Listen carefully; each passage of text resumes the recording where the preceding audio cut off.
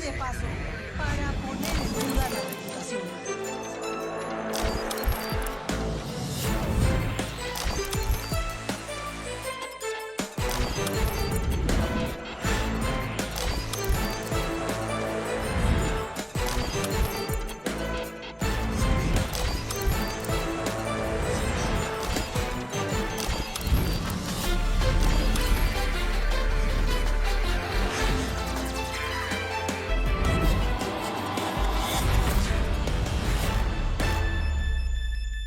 Muy buenas noches y bienvenidos a Los Informantes.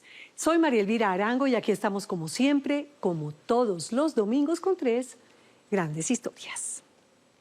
William Noguera es el primer colombiano sentenciado a muerte en California por un crimen que cometió cuando tenía 18 años. Vivió 4 décadas encerrado en la prisión más temida de los Estados Unidos, conviviendo con los peores criminales en el corredor de la muerte.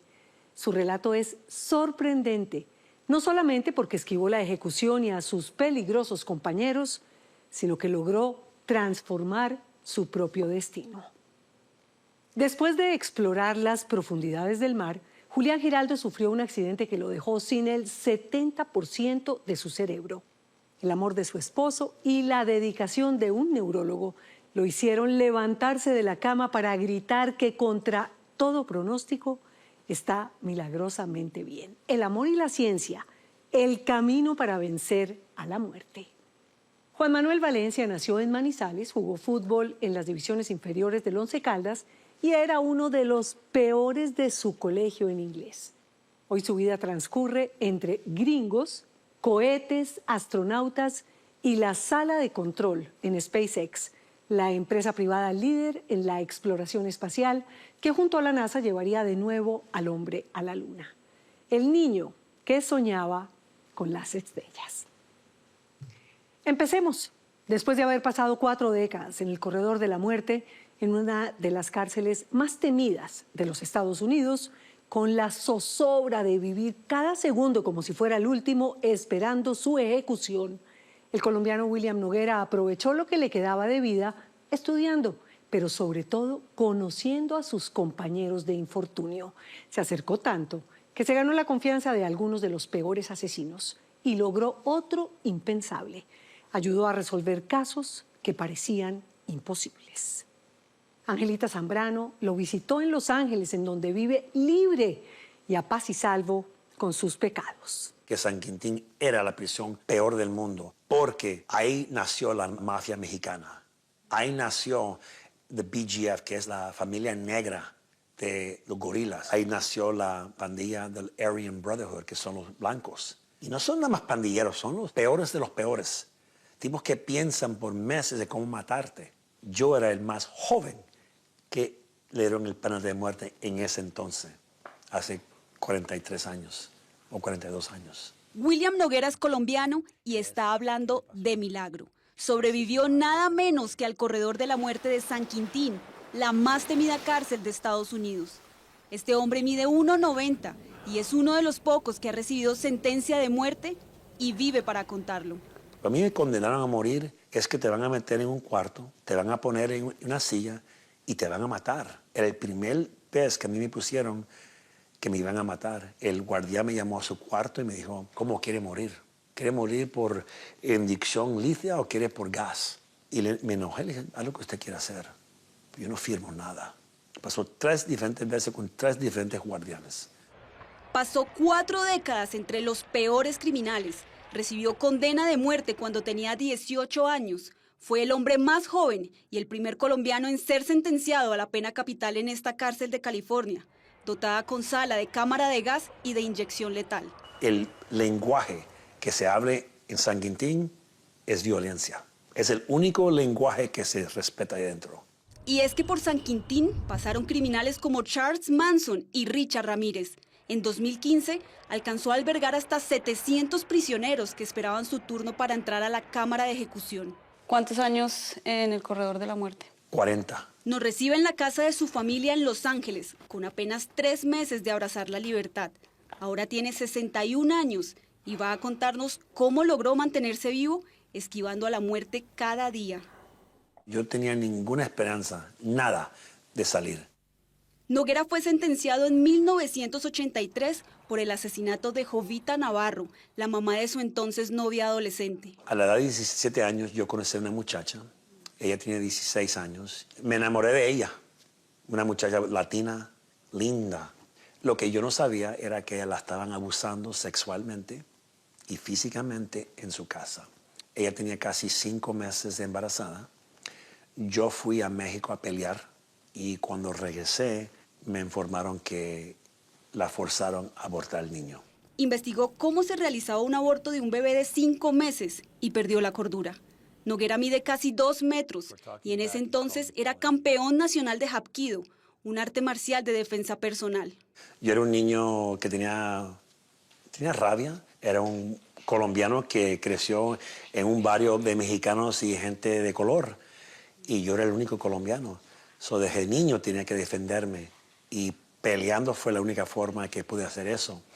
Y así crecí, peleando en las calles. Mi papá me puso en las artes marciales a los 4 años y de ahí mi primer campeonato lo gané a la edad de 8 años. Discutió furioso con su suegra por el aborto forzado de su hijo. A los 16 años gané el Hapkido Middleweight Championship, el Taekwondo Open, el Las Vegas Open, el San Diego Open y el Four Seasons Open. Le dicen el Noguera 5, el 5 de Noguera, porque nunca se ha hecho. La madre de su novia lo atacó con uno de sus instrumentos de entrenamiento y la discusión terminó en que la mató. Yo cometí este crimen que me puso en la prisión por 42 años. En prisión afrontó una realidad oscura, al filo de lo perturbador, convivir con los peores asesinos en serie. Si yo hago un error, yo muero. Ahí matan gente en las yardas, los violan. Todo eso pasa ahí. Y yo tenía que ser la persona que sabía cuándo una persona iba a hacer algo. Entonces, para sobrevivir, se consagró a estudiar a sus compañeros asesinos seriales. Lo hizo leyendo, analizándolos. No tengo una educación normal, pero tengo un PhD, un Master's de la prisión de San Quintín y yo me gradué número 1 en mi clase porque no había un libro que yo no leí. Casi 20,000 libros y me convertí en un experto en eso. Experto en eso, es decir, en perfilación criminal. Y es que tenía de vecinos a depredadores como Randy Kraft, asesino de más de 60 personas, o William Bonin, quien violó, torturó y mató al menos a 14 hombres jóvenes. Logró ganarse su confianza a punta de miradas inquietantes, de estrategia y a veces de locuras. Creó una fachada temible para parecer otro asesino de miedo. Me decía Mad ahí adentro, M-A-D, Mad. Tenía una máscara que yo tenía allá afuera, que en las yardas, que era una máscara de un monstruo. ¿Cómo es convivir con la muerte todos los días? Es una fuerza que te da dentro de levantarme todos los días a las 5 de la mañana, hacer 1000 lagartijas, 1000 pull-ups, prepararme físicamente, mentalmente y espiritualmente. Es un juego muy difícil que los convictos, los criminales te respeten por miedo y que los guardias te respetan porque creen que también es una persona buena. Un juego del que supo sacar provecho. Durante sus años de encierro desarrolló más de una habilidad. Esa es la primera vez que el mundo de arte me reconoció a mí. Empezó a dibujar usando la técnica del puntillismo, logrando una precisión fotográfica hiperrealista.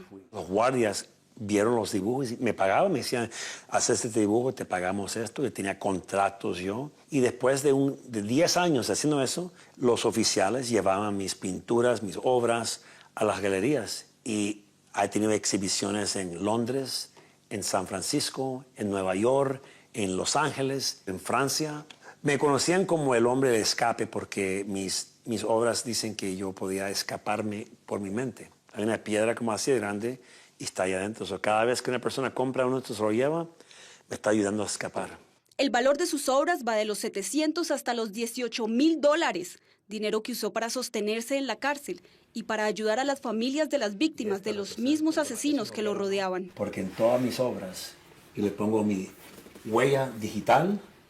Cuando yo estaba haciendo creaciones artísticas, estaba yo destruyendo la jaula que me tenía encerrado. Y como si el realismo mágico diera el más oscuro de los giros, un día se enteró que él, de niño, casi fue víctima de uno de estos criminales. William Bunning, le decían el Freeway Killer. Él mataba niños de la edad como de 11 a 18 años. Y yo iba a ser su víctima. Le dije, hey, usted tiene un niño que se le escapó. Me dice, oh, sí, había un muchacho. Y tenía un surfboard. Una tabla de surf. Pero muy única. Estaba pintada de rojo con el hombre araña. Y le dije yo a él, este es el muchacho. Y tenía la foto y comenzó a tocarla con la mano y me dice, ah, usted es él. De ese momento, cuando él se dio cuenta que yo era, él abrió la puerta por mí.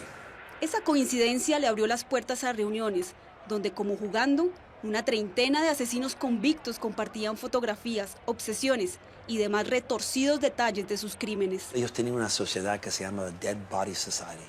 Es una sociedad de asesinos en serie. Muestra la foto, esto fue lo que le hice, esto fue cómo lo hice. Y en California, una persona que está condenada a morir tiene la habilidad de decirle a sus abogados, dame todas las fotos, todos los reportes, quiero estudiar mi caso. Y les tienen que dar todo. Los audios de las mujeres gritando cuando ellos tenían esos. Y se lo compartían ellos mismos. Se infiltró en ese club de la barbarie y escuchó cada detalle. En las noches, cuando regresaba a su celda, escribía todo. Documentó cada historia. Tanto fue el nivel de confianza que obtuvo de puño y letra de ellos confesiones de crímenes inéditos. Ellos me dijeron todas sus historias, las que las policías saben y que la policía no saben. Y lo más importante, me dijeron por qué hacen lo que ellos hacen. Mucho de lo que averiguó en su largo descenso al infierno está en 2 libros que ha publicado. Yo caminé en el infierno por casi 40 años. Yo no soy una persona que no tengo miedo, yo tengo miedo. Por eso que yo creo que sobreviví, pues yo tenía miedo. Mucha gente no tiene miedo, no importa.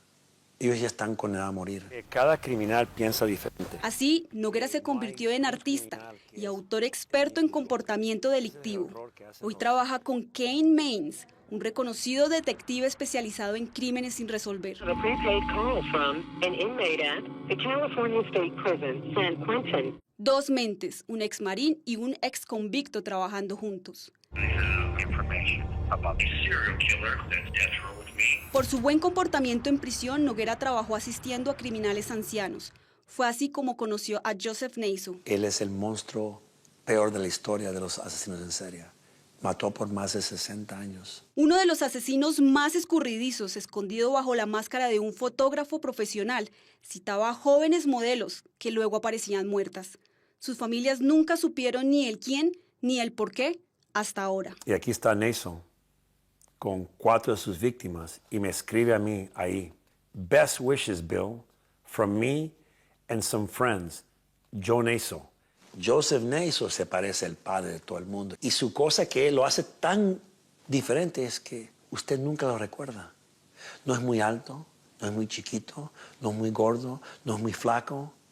No hay nada de él que lo hace usted recordarlo. La clave para su confesión, la fotografía. Ganó su confianza, le contó todo. Le entregó algunas de sus fotos con dedicatoria incluida y empezó a revelar información que Noguera sabía era muy valiosa para esclarecer algunos casos.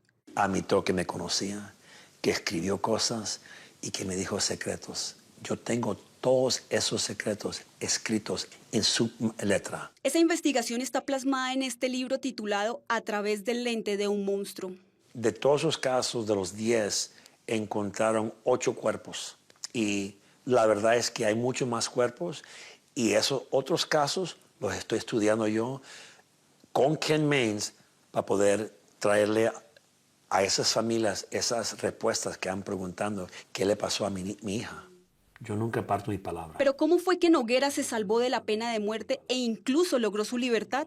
No fue fácil. Fueron años, décadas de ruegos judiciales. Y el Estado de California peleó contra mí hasta el 2022, que entonces las cortes dijeron, ok, dale vida en prisión. Y otra vez, no tenía ninguna esperanza de salir. Pero a mí me dieron vida sin posibilidad de salir. Sin posibilidad de salir por un testigo que aseguró que hubo premeditación en el crimen de su suegra para cobrar un seguro. Sus abogados tardaron años en probar que no hubo tal móvil y que el testigo era falso. Soy la única persona en la historia que ha ido al Parole Board, a tabla, después de tener la pena de muerte y la primera vez me dicen, está listo, déjanos salir. Finalmente, su sentencia de muerte fue anulada y en agosto del 2025, tras 42 años de cárcel, por fin, una jueza le otorgó clemencia y libertad condicional por buena conducta, por su labor como artista y por ayudar a la justicia a resolver crímenes. Ahora está libre y asegura que no se detendrá. El futuro para mí es ayudar a las víctimas de estos casos y seguir con una carrera como autor, como artista y darle un poquito de paz a una familia que no tienen esa respuesta. Eso es lo que me motiva a mí. También lo motivan sus raíces colombianas. Su padre barranquillero y su madre Samaria migraron en los años 60 en busca del sueño americano. Colombia es mi tierra y Barranquilla, Santa Marta, quiero regresar a la costa, como si no soy costeño. Pero también quiero regresar a Bucaramanga, a Bogotá, a Cali. En 1979 fue la última vez que yo regresé a mi tierra. Quiero oler el bocadillo. Todo es diferente. La leche es diferente en Colombia. Es real. Aquí todo es de plástico. ¿Durante todos esos años lo visitó algún familiar? Bueno, sí, mi madre, mi hermana y vine a verme, mi otra hermana también. Y tuve amigos y ellos vinieron a verme. Yo sé qué es vivir con la muerte. Y yo quiero vivir cada momento de esta vida completamente apasionado. Quiero vivir así. Y por eso es que monto una moto así, porque quiero sentir todo del mundo. Ya no representa un peligro para la sociedad. Hoy está descubriendo un mundo completamente nuevo para él. Los teléfonos, diferente. Era un teléfono en la pared. Aquí ahora nunca hay teléfonos en la pared, son todos celulares. Las computadoras, Facebook, Instagram, TikTok, una maravilla, pero también me recuerda qué tanto ha perdido. Y miro en el espejo y veo un hombre ya que ha pasado tantas décadas en cárcel que yo reconozco los errores que hice y trato de hacer todo lo que yo pueda para corregirlos. No se puede cambiar el pasado, pero yo puedo cambiar el futuro. Y por eso me dedico a las víctimas de los asesinos en serie. William Noguera pagó muy caro por sus errores. Habitó en el corredor de la muerte y hoy, libre, trata de redimirse aportando a la justicia las claves que descifró acerca de cómo operan las peores mentes criminales, las mismas con las que convivió por más de 40 años.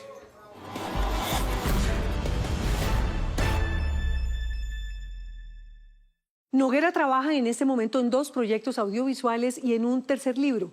Este es el primero, que se publicará en octubre, con más detalles sobre su experiencia en el corredor de la muerte. Tremenda vida. No se vayan, los espero después de comerciales. Un relato sorprendente de sanación donde la ciencia y el amor se unieron para vencer a la muerte. Casi nada, los espero. Julián Giraldo estuvo en coma 18 días y cuando despertó su expectativa de vida funcional era casi 0. Quedó prácticamente como un vegetal. Por eso es como un milagro que sea él el que cuente su increíble proceso de recuperación, pero sobre todo su testimonio de amor incondicional, porque su pareja ha sido fundamental. Simón Posada conversó con ambos de la suerte de tenerse y de poder vivir juntos una segunda oportunidad. Me ha gustado mucho preguntarle a la gente a usted qué lo haría completamente feliz. Y Julián dijo, no, yo soy completamente feliz. Y desde ahí recuerdo que me llamó pues con mucho la atención la historia de Juli y sin darnos cuenta pues ya han pasado 18 años juntos. Al escuchar la historia de vida de Julián Giraldo y de Carlos Laguna, uno se da cuenta que para amarse como se ama este par de hombres, definitivamente hay que ser muy, pero muy macho. El amor es una decisión.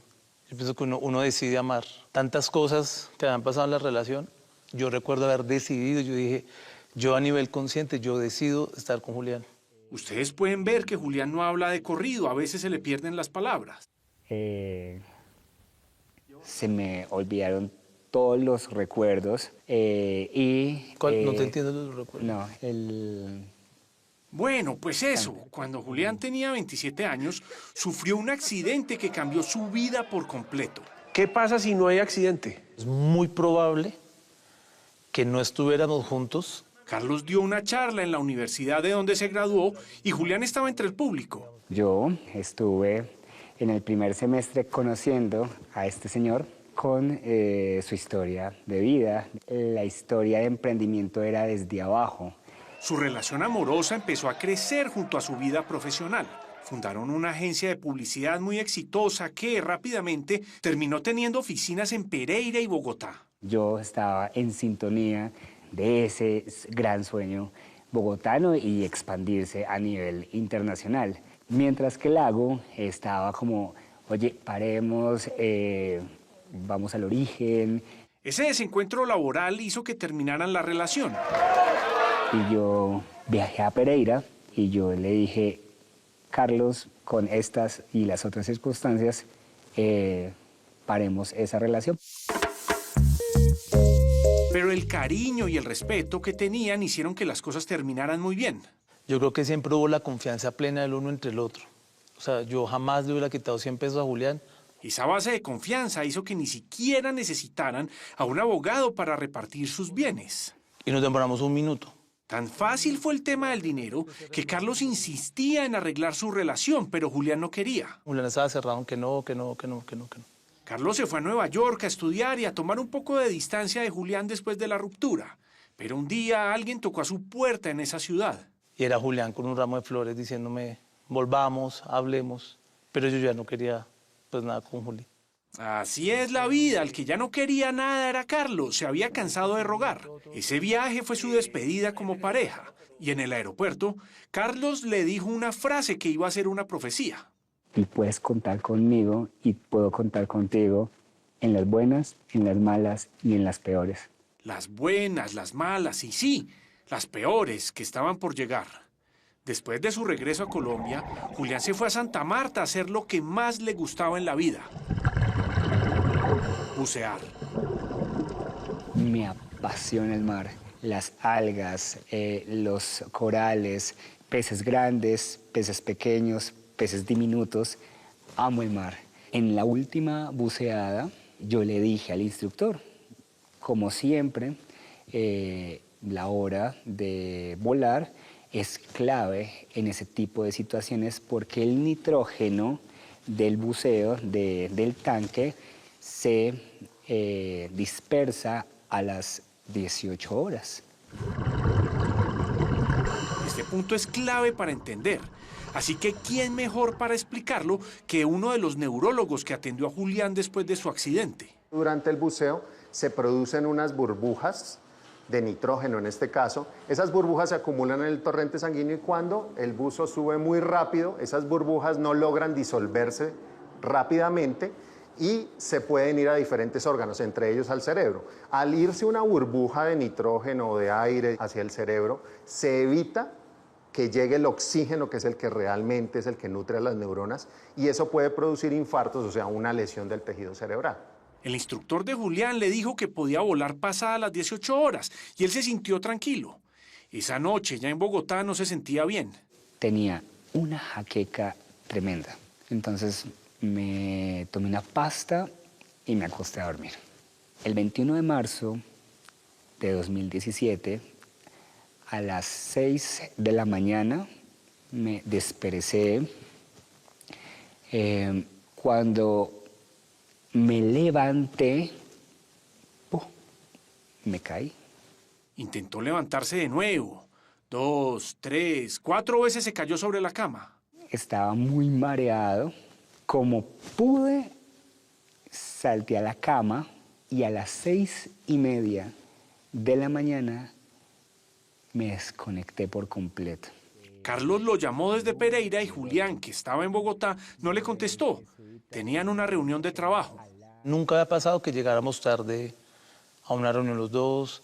Carlos logró comunicarse con la señora que ayudaba a Julián en el aseo de su casa, pero era difícil saber cómo estaba porque había cerrado su habitación por una razón.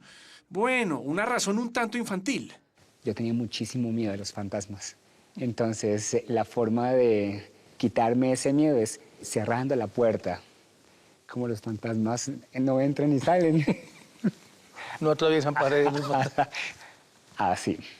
Entonces llamaron a un cerrajero. Cuando abren la puerta, Julián está orinado, riéndose. Llamaron a unos médicos a domicilio. Las cosas no pintaban nada bien. La ironía era que estábamos a solo 5 cuadras de la Fundación Santa Fe, en la 116 con 14, y no había una ambulancia en Bogotá. 5 horas después de haber abierto la puerta de la habitación, Julián llegó a la clínica. Ya había perdido el 70% del lado izquierdo del cerebro. Había sufrido un accidente cerebrovascular. El nitrógeno producido durante el buceo bloqueó la llegada de oxígeno a su cerebro. Quitaron el cráneo de mi cerebro y lo colocaron en mi barriguita porque esa inflamación tuvo que explotar. Aquí tengo la cicatriz, que es la cicatriz de guerra, pienso yo. Estuvo 18 días en coma. Había perdido recuerdos, la capacidad de hablar, de comer, de caminar, todo. Era prácticamente un vegetal.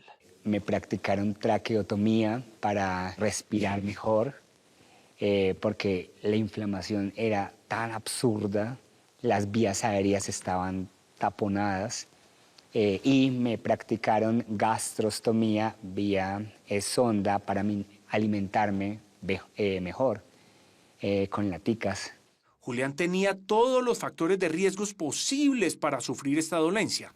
El sobrepeso, el estrés y además una predisposición genética a este tipo de accidentes. Lo prudente hubiera sido volar 24 horas después, no 18. Quiero hacer un reconocimiento aquí al doctor José Nel Carreño, quien ya no nos acompaña porque falleció hace unos años aquí en la institución. Ese señor fue en las manos del cielo para recuperar a Julián, porque yo recuerdo que él en esos 18 días iba con unos geles y le pasaba un escáner por la cabeza y ese señor le hablaba a las venas. Decía, wow, Julián, tú lo estás logrando. El trabajo del doctor Carreño y el amor profundo de Carlos salvaron la vida de Julián. En ese momento en que pasa este accidente, ¿vos tenías novio? Ay, qué buena pregunta, ahora sí. Cuando Julián se accidenta, yo estuve en Nueva York, yo conocí a una persona. El día que yo recibí la llamada del accidente de Juli, yo recuerdo muy bien que el tipo me dijo, mira, ese momento de la vida es para que te dediques a Julián. Carlos prácticamente se fue a vivir al hospital y la empresa empezó a sufrir. Al otro día del accidente renunció el primero, al mes habían renunciado 30, a los 2 meses perdimos el 40% de los ingresos. Mientras la empresa se desangraba, empezaron a ocurrir milagros en el hospital. Movió un pie. Entonces yo espiché el botón y llamé al doctor, doctor, él movió un pie, me dijo, mire, vaya y duerma. Julián no puede estar moviendo ningún pie. Meses antes del accidente, ambos habían visto una película en cine y se habían inventado un juego. Nosotros habíamos visto una película que se llama Río, la de los pajaritos azules. Nos inventamos un juego que era, yo tocaba a Julián así una vez, tan, y Julián me pegaba, tan, tan. Creamos ese símbolo. Ese juego se convirtió en su única manera de comunicarse en el hospital. Entonces yo le hice, pam, pam, pam, y Julián hizo tan, tan, tan. Y ahí obviamente sale la declaración de amor más profunda, de decirle que lo íbamos a lograr juntos, que no iba a estar solo, que nos íbamos a recuperar, que yo sabía que él me estaba escuchando, que estuviera tranquilo, que todo iba a estar bien. La historia de Julián trasciende más allá de la parte clínica, porque la historia de vida, de ver lo que pasaba en ese momento entre Julián y Carlos, cómo el apoyo emocional de una persona, de su compañero en ese momento, el volver cuando están las malas a ayudarlo, a salir adelante los dos. Y lo que han construido, eso lo tiene que a uno hacer pensar muchas cosas bonitas de la vida. El momento cumbre fue cuando despertó. El día 1 yo desperté feliz. Y digo, desperté porque había un programa en MTV y había una canción de Katy Perry, Roar, que me acuerdo mucho escucharla, decir, las adversidades siempre van a surgir, pero está en ti recobrar todo como un tigre. Y empieza a gesticularla, toda la canción, sin emitir sonido, pero a cantarla. Entonces yo dije, doctor, él ya habla. Ver cantar a Julián se convirtió en el gran espectáculo en el hospital. ¿Y viste lo que te dijo? Dijo, Adri, estoy muy bien. El doctor Martínez no podía creerlo. Muestra a ver cómo es eso. Y apenas pusieron la canción, empecé a ver que Julián empezó. Y con el sentimiento y todo, se notaba que era una canción que le gustaba muchísimo. 12, eso. Con esa velocidad, Julián empezó a aprender de nuevo a hacer de todo. Pie derecho, muy bien, pie izquierdo. Volvió a la oficina 4 meses después como una forma de terapia. Como que nos propusimos no dejar caer a Julián en la categoría de discapacidad. Entonces siempre buscamos la forma en la que lo involucramos. A una junta donde no entendía nada, pero tenía que estar en esa junta. Y lo vas a traer hacia acá, hacia el brazo. Un año después del accidente, Julián sorprendió a todos con una noticia muy arriesgada. Julián, bueno, les cuento que yo buceo mañana. Yo, ¿qué? Tú no puedes. Y saca el certificado del neurólogo. Sí, mire, aquí el neurólogo dice que sí. Mire, Julián, yo le he dicho tantas veces que no, que esta vez yo no le voy a decir nada. Si usted quiere, hágalo, porque el hombre es imparable, definitivamente. Julián regresó de su enfermedad más terco que nunca. Solo le hacía falta recuperar algo que había perdido antes del accidente. Yo, obviamente, estaba enamoradísimo del lago. Como el ave fénix renace de las cenizas, a mí se me abrieron los ojos y la boca de tanto amor tan indiscutible. Yo no puedo perder. Y me empeciné muchísimo. Y yo dije, no, yo creo que somos ningunos novios. Tengo la vida hecha un 8, o sea, al fin, ¿qué? ¿Para afuera, para adentro? ¿Qué hacemos? Pero luego, 6 meses después, buceando, Julián me hizo creer que yo me iba a certificar en buceo y era para pedirme la mano debajo del agua y todo el cuento. Y así fue. Julián logró engañar a Carlos y debajo del agua, como para que no se le pudiera escapar, le pidió matrimonio. Ah, pero debajo del agua le dijiste que sí. Tocaba porque si no me cerraban. No, debajo del agua le dije que sí. Después de superar el accidente cerebrovascular, Julián ha logrado cosas increíbles. Hoy en día acaba de publicar un libro sobre su experiencia y llena escenarios contando su historia de tenacidad y superación. Muchas gracias. Pero quizá el mayor logro de su recuperación es haber construido un hogar con Carlos y adoptar a un hijo.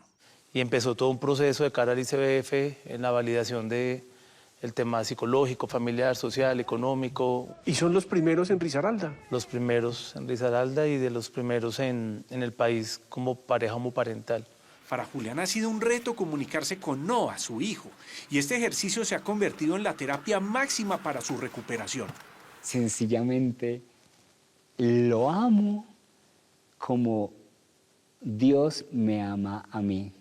Yo siento que trascendí a amar a Noah tanto que mi vida la dejaría, no.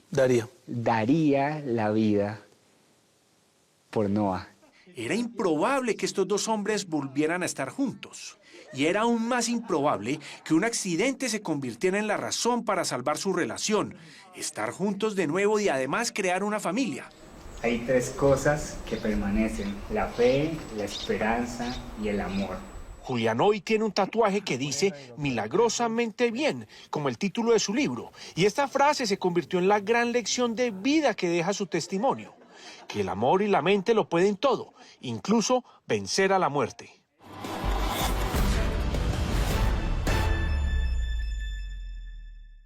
El libro Milagrosamente Bien está disponible en librerías en todo el país. Y aunque el nombre de Julián está en la tapa, el escritor fantasma de esta obra fue, claro, Carlos, su esposo, que se sentó a escribir mientras Julián le dictaba y le daba ideas. Una pareja inseparable. Los espero después de comerciales. El camino desde Manizales hasta la Luna. La ruta de un sueño improbable, pero no imposible. Ya nos vemos. Los sueños de niño son un motor en la vida de muchos, así parezcan imposibles. Juan Manuel Valencia quería ser futbolista profesional y astronauta, ambos dificilísimos. Para un pelado malo en inglés y talentoso pero no virtuoso para el fútbol, pues ahora piensa y trabaja en ese idioma que le dio tanta brega y está en las grandes ligas de la exploración espacial. Eduardo Contreras lo alcanzó en una visita relámpago a Colombia. Así es la suerte de vivir entre cohetes y astronautas en SpaceX. Un pelao con estrella. Tú al fondo ves el primer cohete que aterrizó y ves las letras SpaceX en el lado del edificio grandísimas. Esos pasos al llegar a esa puerta, pues fue muchísimas emociones de que nunca pensé que iba a estar acá, pero pues también muchos sentimientos de alegría pues por por sí haber llegado. Juan Manuel Valencia tenía 26 años y había soñado con ese día desde niño. Recuerda esa primera caminata por la entrada de SpaceX como una escena en cámara lenta de una película. Tomó esta foto para mandarle a sus papás en Colombia. No bajaba de una nave para dar los primeros pasos por la luna, como en sus ensoñaciones infantiles en Manizales, pero había logrado entrar a la empresa a la vanguardia de la exploración espacial. Era 4 de febrero de 2019. De que tengo uso de razón, en el colegio siempre ha sido como que quería ser astronauta por mucho tiempo y después ingeniero de la NASA, y creo que esas dos cosas en mi cabeza se relacionan, como el Space Shuttle volando, despegando, viendo el poder de los cohetes.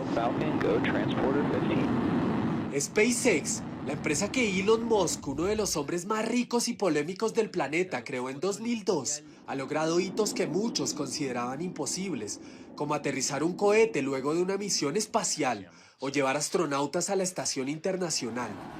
También creó el cohete más poderoso de la historia, el Starship.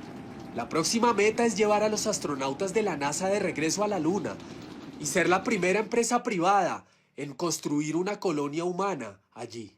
Nosotros tenemos como un dicho de que los años de SpaceX son como diferentes. Un año en SpaceX son como 2 o 3 años de experiencia. ¿Así de intenso es el ritmo? Sí, si uno no se pone sus límites, tú puedes pasar allá todo el día y toda la noche y todos los fines de semana. Juan Manuel Valencia nació en Manizales. Pasó su infancia en estas montañas sembradas de café y jugando fútbol en las divisiones inferiores del Once Caldas, el equipo de su ciudad, que quedó campeón de la Copa Libertadores en esos mismos años. Mira el estadio donde tantas veces fuimos a verte jugar. Viéndolo en retrospectiva, ¿prefieres haber llegado a SpaceX o al Once Caldas? Poder haber jugado en el equipo de la ciudad y sobre todo creciendo en esa época donde pues fueron campeones de Libertadores, era como que wow. Pero yo creo que hoy en día no cambiaría lo que estoy haciendo y lo que he hecho por esa pasión. Todas las mañanas mi papá me dejaba o tenía que caminar un poquito. Estudió en un colegio de clase media católico de Manizales, donde lo recuerdan como el mejor de su clase en física y matemáticas. Este se llama el Colegio Lanz, Liceo Arquidiocesano de Nuestra Señora, y yo estudié acá desde primero, desde que estaba muy pequeño. Pero también lo recuerdan de lejos como uno de los peores en lenguas. Le costaba mucho hablar inglés. Este es el salón de grado 11. Yo me acuerdo diciéndole mucho a mis papás y mi mamá cuando me estaba ayudando, como que, ¿pero por qué necesito estudiar inglés? Yo estoy acá en Colombia, o sea, ¿para qué? No. Y como era difícil para mí, era como que no. Pasó en la Universidad Nacional para estudiar ingeniería mecánica, pero al graduarse del colegio decidió probar suerte en Estados Unidos, con el sueño muy lejano, pero siempre presente, de llegar a la NASA. Sí, pues en algún momento me lo imaginé, pero pues corriendo por acá, jugando fútbol, es como que uno en verdad no se dimensiona en verdad estar allá. Se fue a vivir donde un familiar, mientras sus papás trabajaban horas extras para pagar la universidad y sus clases de inglés. El primer día yo estaba aterrorizado de que me fueran a preguntar algo que no entendiera o que me dijeran toca hacer una presentación en esta clase, porque todavía me faltaba mucho para estar cómodo y poder hablar de esa forma. ¿Qué entraste a estudiar? Pues mi carrera fue ingeniería mecánica, mi carrera con un enfoque aeroespacial. Estudiaba en vacaciones para sacar la carrera en menos años. Le dieron una beca y el esfuerzo dio resultados. Se graduó como el mejor estudiante de su promoción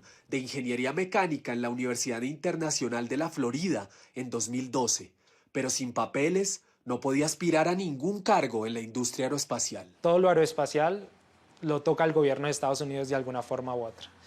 Entonces, para uno trabajar en estas compañías necesita ser o ciudadano o residente. Yo salgo de la universidad y termino trabajando en una compañía automotriz, se llama Cummins. Es una compañía muy grande, está a nivel mundial y pues acá en Colombia hay muchos también camiones con estos motores. Y fue como la oferta que ellos me dieron, que me iban también a tramitar los papeles, me iban a sacar la residencia por trabajo.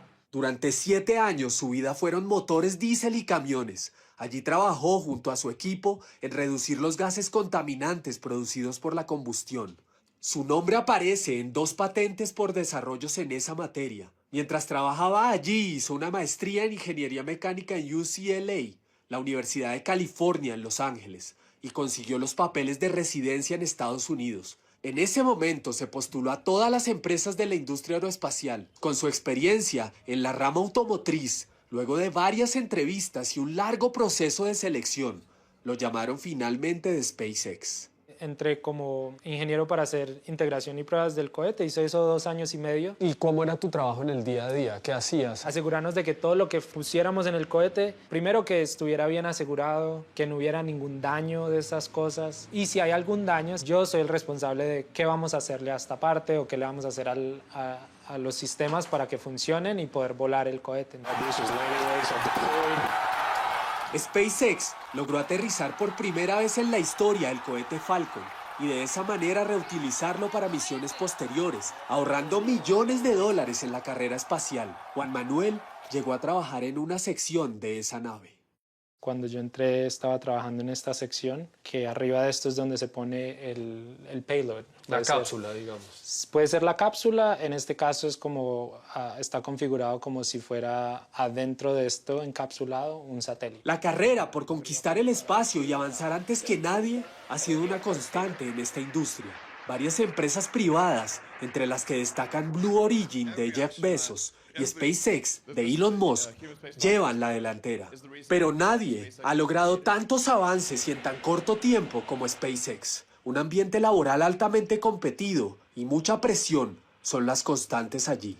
Gente que entra y 2 o 3 años ya, esto no es para mí o no quiero trabajar tanto. Y por otro lado, gente que no está respondiendo en el trabajo. Hay un síndrome allá, pues le dicen el síndrome del impostor. Ves gente que está trabajando bien, pues lo que tú consideras bien, y después ya no están. Hacen alusión de que es por la calidad del trabajo, o cómo estaban trabajando, o de pronto no estaban haciendo todo el trabajo. ¿Qué tanto ves en el día a día Elon Musk? Al principio, cuando empecé, sí, pues él estaba más en California y tenía su oficina ahí en SpaceX. Obviamente es pues, una persona, probablemente una de las personas más ocupadas del mundo, pero sí lo vi en la oficina varias veces. Pues cruzamos por los pasillos, pasaba por donde yo trabajaba porque estaba cerca donde era su oficina. Y en reuniones, obviamente, él es como la persona que puede dar el sí y el no a muchos de los proyectos y cosas que tenemos. Juan lleva 7 años trabajando en SpaceX. Durante los primeros 3 estuvo laborando en el cohete Falcon.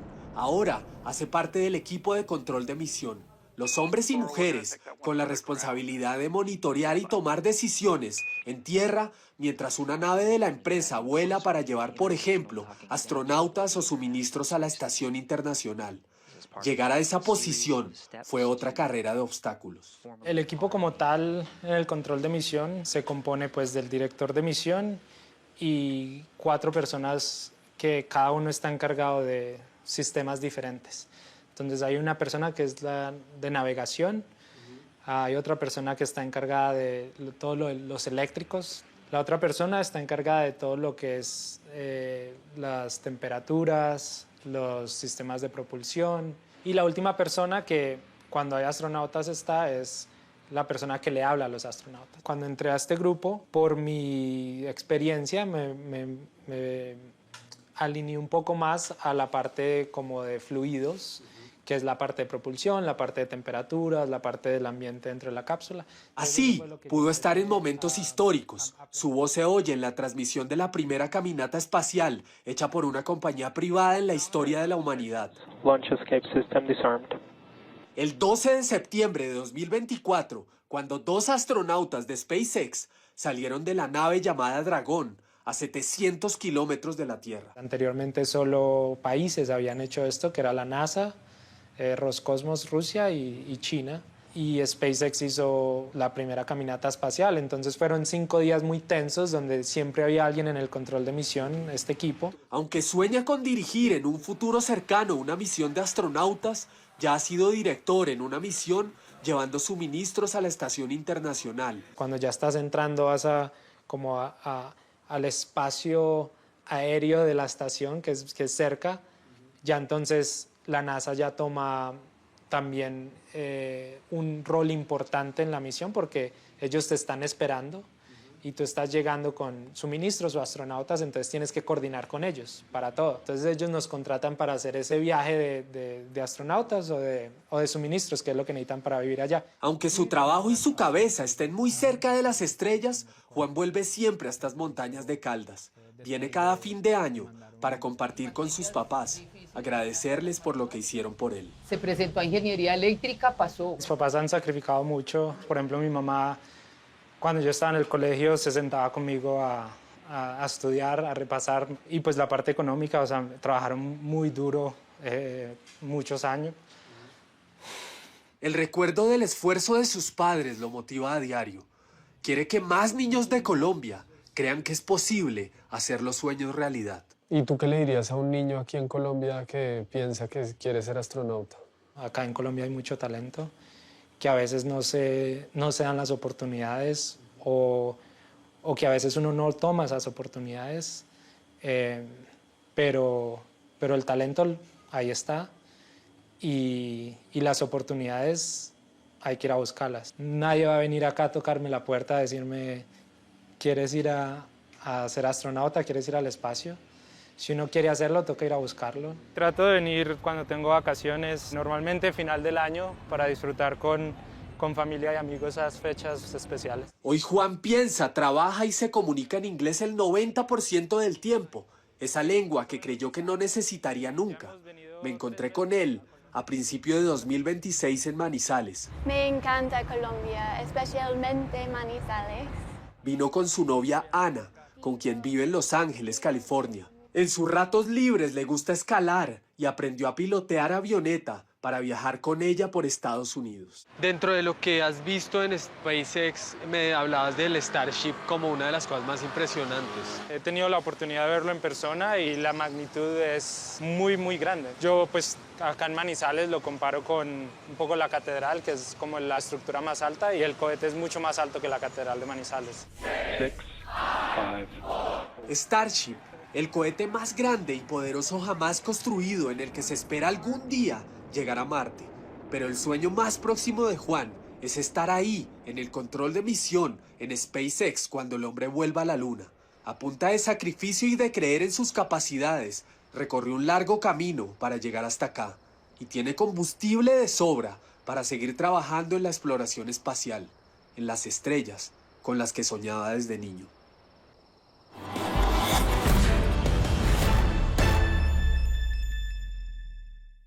En la próxima misión de reabastecimiento de la Estación Internacional, que será en mayo, la NASA y SpaceX trabajarán juntos. Uno de los directores de misión será de SpaceX, Juan Manuel Valencia, liderando el equipo que volará la etapa de aproximación y acoplamiento de la cápsula Dragón. Y del lado de la NASA habrá otra colombiana al mando, Diana Trujillo. ¡Qué orgullo! Si quieren volver a ver alguna de nuestras historias, síganos en Facebook, en nuestro canal de YouTube y ahora también las pueden ver en Ditu. Descarguen la aplicación y repítanlas cuando quieran. Esperen séptimo día la muerte del dragoneante del IMPEC en Montería. Nuevos hallazgos sobre su presunto asesinato abren serias preguntas sobre lo que realmente ocurrió. No se lo pierdan. Nosotros nos vemos como siempre. Los espero el próximo domingo con otras 3 grandes historias. Buenas noches. Que descansen.